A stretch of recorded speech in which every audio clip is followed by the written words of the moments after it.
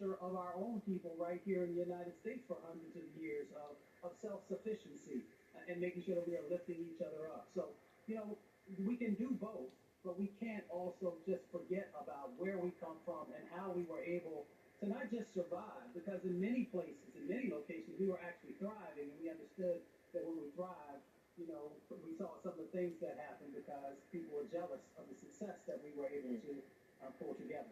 And Dr. Walker, Mustafa makes a great point. When we see these cuts to DEI, I think people need to realize they're not cutting these programs because they didn't work. They're cutting these programs because they work too well.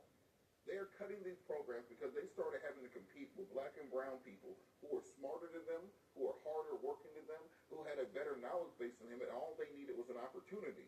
And once we got in there and started running circles around them, as Mos Def said, you start keeping pace, they start switching up the tempo.